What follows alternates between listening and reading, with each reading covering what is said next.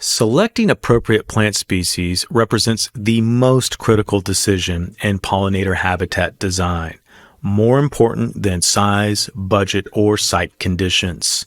Native plants evolved alongside native pollinators over thousands of years, creating remarkably efficient relationships where flower structures match pollinator anatomy. Nectar composition suits pollinator nutrition, and bloom timing aligns precisely with pollinator life cycles. The Xerces Society's pollinator plant list, organized by ecoregion and scientifically vetted through field research, provides invaluable guidance.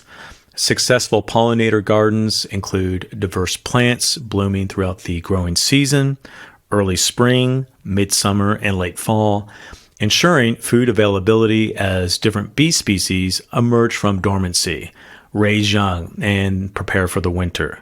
Plant diversity directly correlates with pollinator diversity. Gardens offering 10 native species support far more bee species than gardens with 3 species, regardless of total flower count.